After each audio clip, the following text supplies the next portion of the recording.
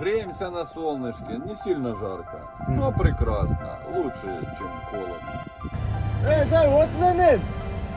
What's the name? Name? Bako. Ruslan Bey. Bako, ciao. Have a good day. Мына ошентип автобанга да чыгып алдык. Айлана чөйрө чисто пустыня. Заправкаларда оңойлуу, ала пистолет аласың, куйдум. Все, дальше кассага барып оплата кылып чегин алып коесуң. Болду. 200 литр солярка койдум, 20 литр адбило койдум. 340 евро болду да, евродачы. Биздин сомго чакканда где-то бир 34 000 сом акча болду. Будете в Испании греться, а может быть и в море покупаете. Руслан красавчик, это для него видео. Спасибо, Андрей. Ассаламу алейкум ва рахматуллахи ва баракатух. Тугандар, кандайсыздар? Кармаган орозоңуздар кабыл болсун. Мен бул видеону таанышуу видео кылып тартып атам. Бул биринчи ролигибиз болсун. Тугандар, менин атым Русланбек, фамилия Жээнбеков. Кыргызстандан болом. Мен азыркы учурда Испанияда Сегунто деген шаарда турам. Сегунто шаардан сиздерге чоң ысык салам. Бул Испанияда Валенсияга кетип атканда Сегунто деген шаар бар. Ошол жакта. Мен бул видеону эмнеге алып атам, эмнеге тартып атам? Өзүм 3 жылдан бери Европада фура айдап иштеп келем. Ошол сиздерге ушул Европанын жашоосуну, өзүбүздүн болуп аткан иш процессибизди, кандай болот, эмне болот, каяктан жүк жүктөйбүз, каяка барабыз деген темаларды, анан фурачылар айыга кандай иштейт, кайсы мамлекеттерден иштейт, ошолорду колдон келишинче сиздерге көрсөтүп бермекчимин. Андыктан биздин канал менен каналга катталыңыздар. Ой пикирлериңиздер болсо комментарий жазыңыздар. Жүрөкчөнү кызартыш эсиңиздерден вообще чыкпасын. Так, это у нас коллега Андрей. Андрей, привет, здорово. Привет, Руслан. Как ты? Да замечательно. Погода тоже замечательно. Погода очень стоим хорошая. в Испании, греемся на солнышке, не сильно жарко, но прекрасно, лучше, чем холодно. Так Есть что, такое. если что, приходите к нам на работу и будете в Испании греться. А может быть и в море покупаетесь. Руслан красавчик, это для него видео. Спасибо, Андрей. Пожалуйста. Благодарю, братан. Вот и наши машины стоят. Вообще-то здесь у нас выгрузка. Сындай, тугандар. Так, азыр таразыга кирдик. La Pondra Mala, Uno, Descarito деп эле бирдекелерди айтып, испанецтер кызытты. Жашоону. Жашоо болгон. Көз карашты кызды берди. Азыр эле тараздан түшсөм, мына жерде бир жашыл каршик колуну көтөрүп, уйталап, мен жак айда дегенсиди. Азыр эми ошонун аркасынан айдап кирейинчи. Кайсы катка түшүрөт, не кылат, все. Түшүнүктүү. Көрсө, open to site болот окшойт. Open to site болгондо эки тарабын ачып бериш керек экен. Азыр мен суранып айтып көрөм. Сен мен машинаны мындай коеюнчу да. Сен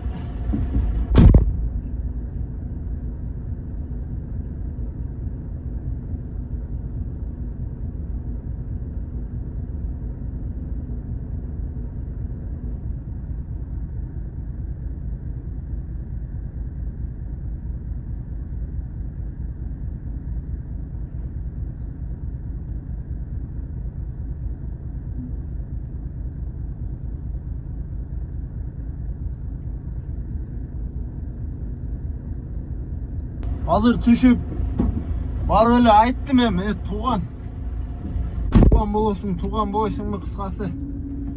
Мына сол тарабын эле ачып бербейинби десем. Сенде бир эле темир барбы же эки катар темир барбы жүктөлгөнбү дейт. Эки катар десем.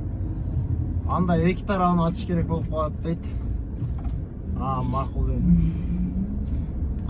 Mayli deb qo'ydim ana. Boshqa ne deydilar? Boshqa variant o'zida yo'q. Okay, let's go deb.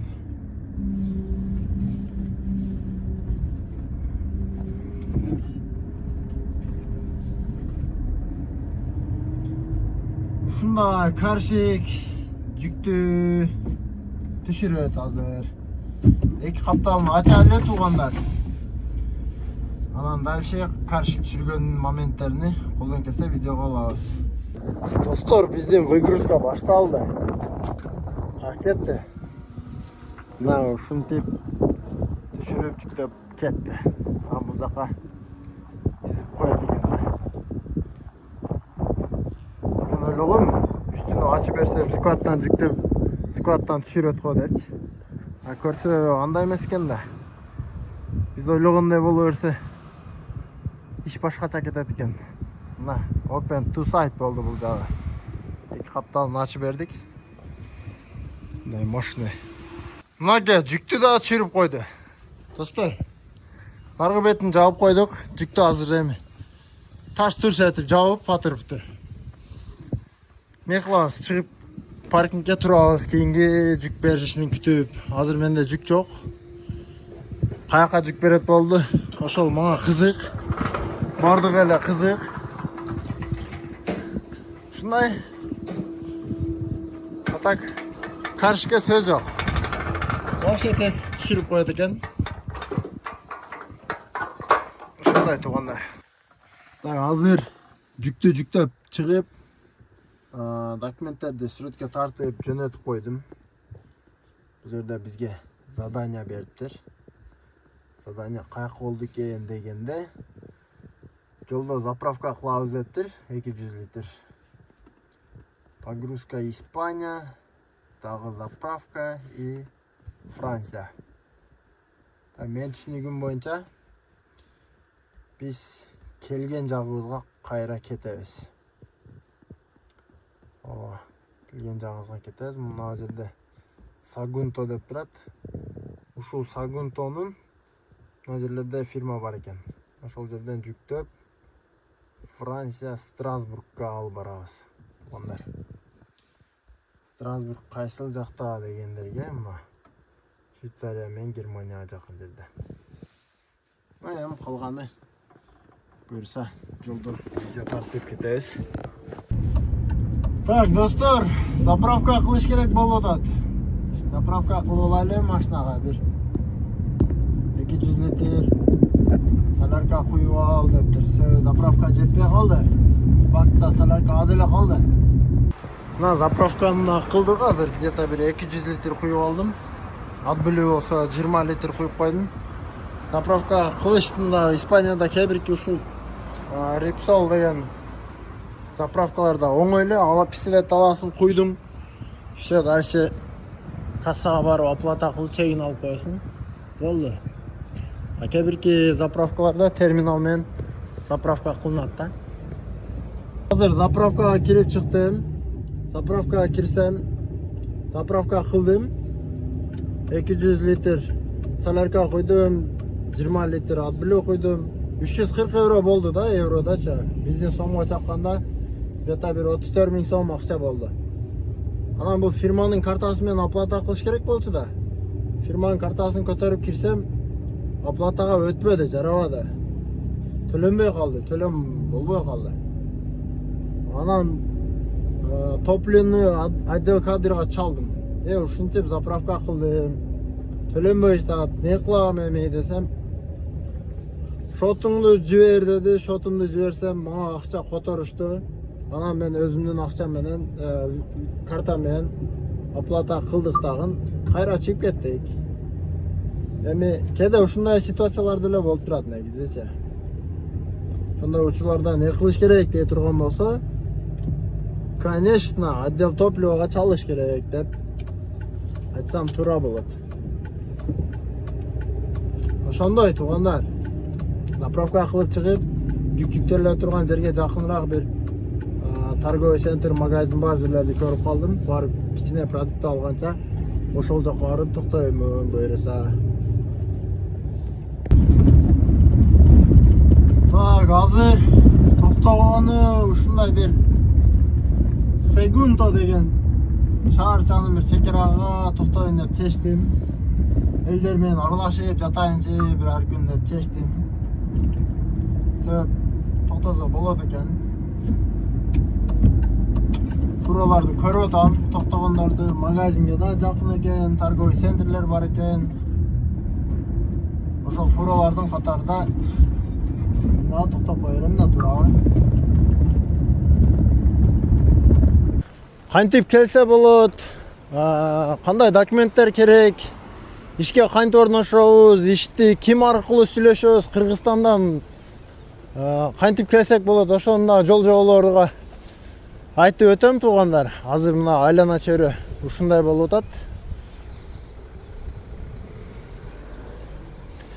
Segundo деген шаар. Бул эми Испанияга каттагандар мен ойлойм билет.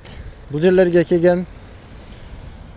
Азыр мен бул жака келген себеби достор, продукта жагынан бир аз жашоо татаалыраак боло баштады. Себеп бул жакта продуктаны өзүбүз алып, тигаштын ичинде, прицепте, болбосо тигаштын ичинде тамак ашыбызды өзүбүз жасап жейбиз.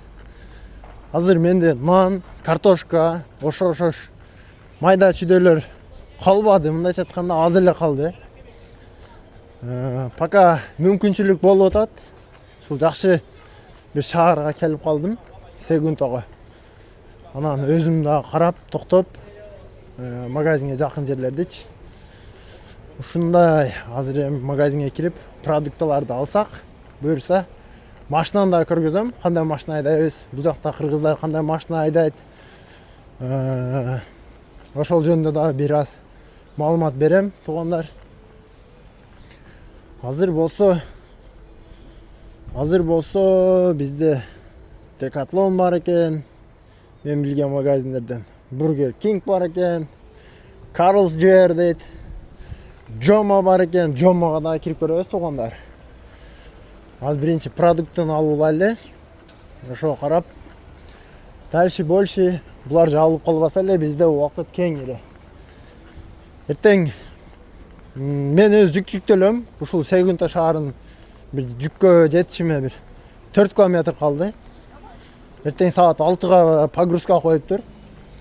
Ошол 6-да барып, Кудай буйрса жүктөлөбүз. Картошкадан 1 килограмм алып койдум. Мандариндери.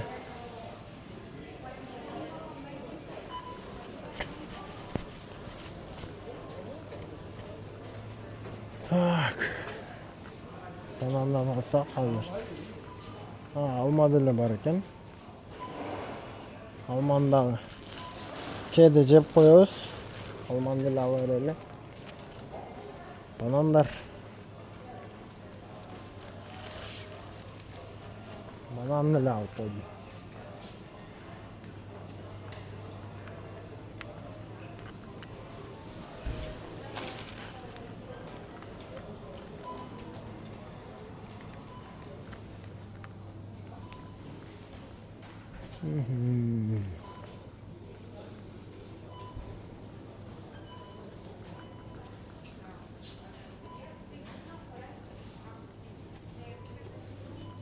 Болду.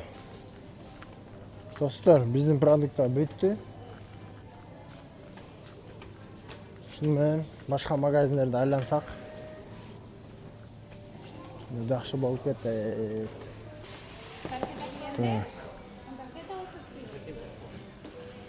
Семечка алдым, алма алдым, банан, картошка, нан, жумуртка, шоколад и 0,330 миллиграмм фант алдым. Bir. Normalim.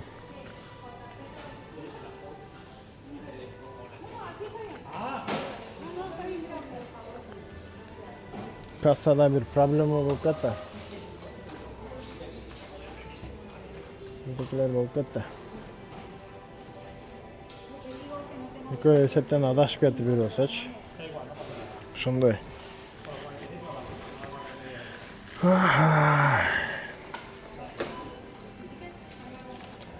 Hello. ¿Bolsa? ¿No necesitas? Gracias. Pero, ¿bolsa no? No, Мага жерде Teddy деп магазин мага өтө жакты. Бул Teddy деген магазин Германияда дагы бар, көп эле жерде бар ушул Teddy деп. Ушул Teddyде бүт үйгө керектүү эмеректер бар да. Мен азыр ушул жерден чайник окшош бир нерсе албасам болбойт чата. Чайникти издеп көрдүм, таппадык. Биринчи эле кирген магазин ушу болчу. Так, бул жерде шляпалар бар экен, кепочкалар бар экен. О, кепкалардын баасы канча болду экен дейин десем, 4 евро экен. 400 сом экен биздин пулга. Военный кепкасы. Бул дагы 4 евро экен. Тапочкалар бар экен, шляпалар. Бирок көпчүлүгү производство Кытай. Тугандар. Адейн China деп койсоңуздар. China дейсиздер, Чина дейсиздер. Ошондой деп койсо болот. Так. Маны алып жамбагып турайынбы? Буга болбойт да бирок. Буга болбойт. Буга деле болбойт.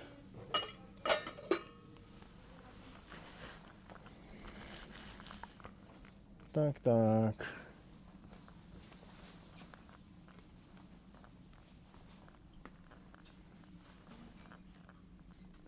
Термоздар бар экен, өтө жакшы.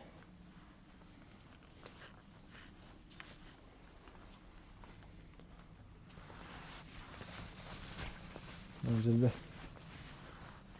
казандары канчадан болду экен сому?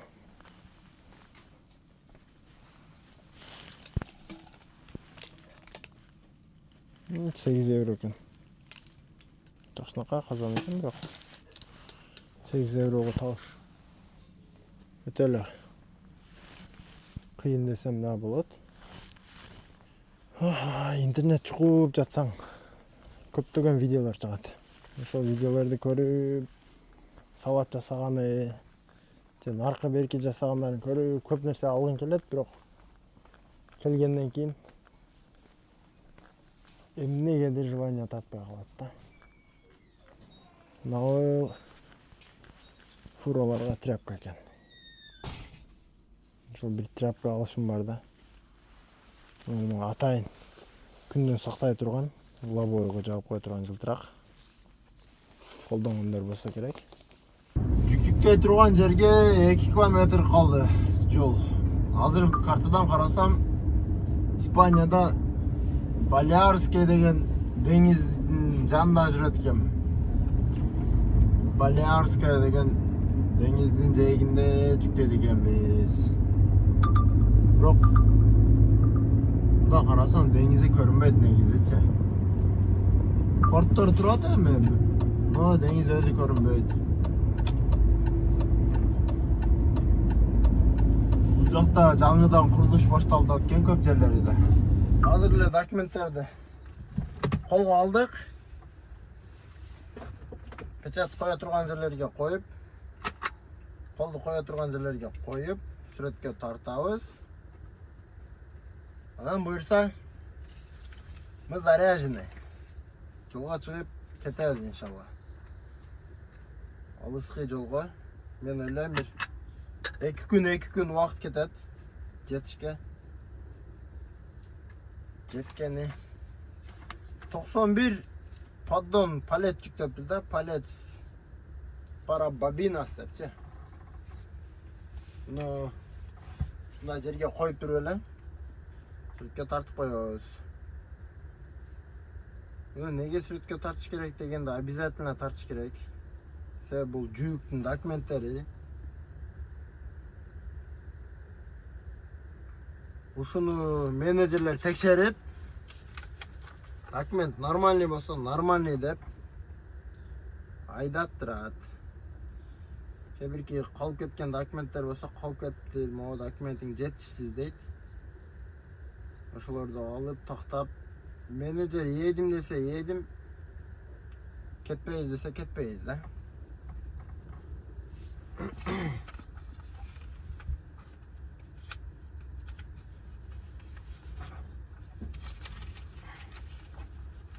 Ошо. Кудай буйруса жүктү алдык. Жүктү алдык, жүктү таңып, катырып алдык, байлап, аркы берки кылып, эми документтер жөнсөк, менеджер подтверждение берсе, болду, кетебиз буйруса. Каттуха, каттишка, жолдон өтөм дейт го. Так, стоп знагы бар экен. Машина барбы жокпу? Стройга токтош керек. Токтоп туруп, анан кийин жылып коебуз. Так, мына жерде охранниктер турат. Тамеки бердирип атышат.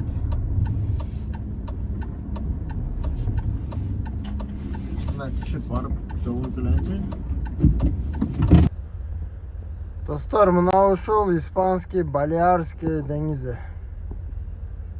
Шуну бойлоп келип, азыр токтоп калдым. Дагы бир мүмкүнчүлүктөр болуп ушул жактарга келип калсак, выходнойлордо туш келсек, деңиз дагы барып тартам го.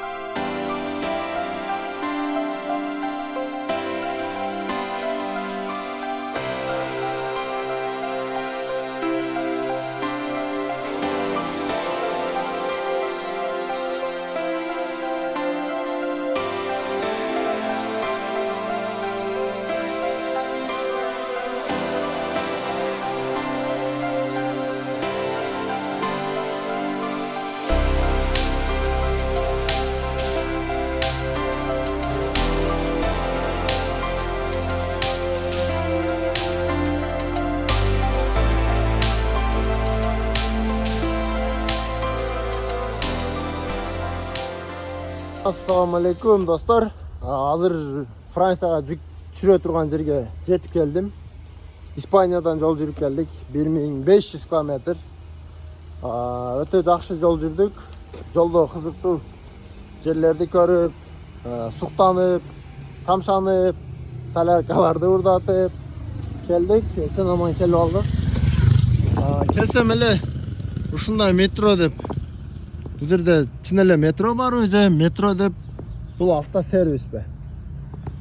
Машинанын состояниясы 2 күндөн бери жол жүрүп, жамыр жаап, аркы берки болуп, ушундай көрүнүштө. Жүк түшүрө турган фирма ушул экен. Astra Alu депчи. Ушул жака азыр кирип, регистрация кылып, колумда турган документтерди берип, мындай поддондор жүктөгөм, эсиңиздерде болсо. Шул поддондорду азыр эми бул жакта түшүрөбүз. Мына коллегалар түшүрүп атыптыр. Офиси бул жакта дейт, ресепшн деп стрелкаларын көргөзүп коюптур. Достор, погода жакшы. Саат болсо 9га фикс деген груздү. Фикс деген болсо сөзсүз алып келиш керек, ошол убакытка жетип келиш керек. Азыр 9 боло элек, 8ден 45 өттү, ошондой убакыт болуп калды. Запаз менен келдик. Буйруса жакшы жетип келдик. Азыр офиске киребиз. Бирок офисте бул жакта көпчүлүгү ушинтип колумда камера менен киргени болбойт. Азыр эми мен кирип чыгайын достор. Мына ошентип регистрацияга кирип чыктым. Ушундай кагаз берди. Баягы эле мына фуралар жака айдап кир дейт. Айдап кирип, каршыга ушул документти берсең, каршыга алып калат, жүгүңдү түшүрө баштайт. Жүгүңдү түшүрүп бүтүп, кайра эле мен алдыма офиске кел дейт. Ушул жерден кайра берген документтериңди сага берем дейт. Печаттарды басып. Ушундай. Азыр эми бул дагы финский номер дейт го. Финляндиялык, Эстониянын экен. Эстониянын машинасы экен. Ушулар түшүрүп бүтө берсин. Бирөөсү чыкса анан мен кирем да. Кара машина чыкса айдап кирем. Так, иш башталды. Эртең менен таң атып ишти баштап алдык. Кудайга шүгүр. Испанияларда жүргөн, Францияларда жүрүштү эле. Оңой эле үйрөнүп, көнүп кеттик. Тил жагынан кандай кыласыңар десеңер, тил жагынан жеңил эле болуп калды. Дежурный сөздөр менен эле сүйлөшүп жүрөбүз. Так, баягы мен айткан кара машина айдап чыкты. Фурача. Азыр эми мен кирейин дагы. Ошол прицептин аркасына токтоп, тентимди ачып, боковой доскаларын түшүрүп, трешоткаларды бошотуп, кайра чечип, алып салып, ошондой движениямды кылайын. Ошентип, бул выгрузкада жетип келдик. Түшүрөбүз эми жүктү. Кудай буйрса, жүктү түшүрсөк, анан дагы да кызык болот. Каяка жүк берет. Аяктан жүктөйбүз. Бизде ушундай. Достор, жүктү алып келесиң, түшүрөсүң. Жарым саат, 1 саат, кээде бир 2-3 саат күтүп отурсак, кайра эле менеджер жүк берет. Достор, мына ушинтип азыр прицепти дагы ачып алдык. Аркы берке кылып алдык. Жүктөрдү бошотуп, азыр алдыдагы машина жылса, анан биз дагы коюп коебуз. Бул кээде ушул жүктөрдү түшүрөм деп, наркы берки болом деп, сууң дагы кайнап кетет.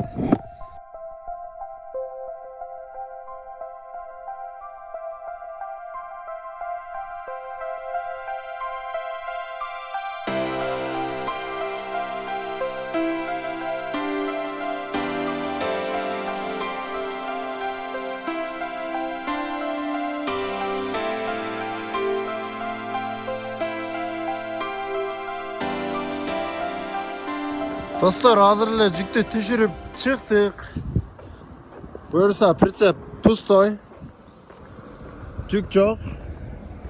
Азыр эми документтер жөнөтүп койдум. Полный. Азыр эми задание башка берсе, ошол жака кетем. Мына ушундай жерге коюп коердим машинаны. Мына велодорожканы тепсеп, алдыда, мен алдымда дагы машиналар турган болчу. Алар кетип калды. Азыр башка жүк берсе, биз дагы кетип калабыз. Ошондой машинанын түсү болбой эле калыптыр, лобойлор. Арча турган болуп калыптыр. Бул жакта ушул основной чаң деле жок негизичи. Мына ушундай чымын-чиркей, дагы наркы берки канаттуулар учуп эле жабышпаса. А так баары жакшы, сонун. Зыңк. Ушундай Францияга шуну менен келип алдык.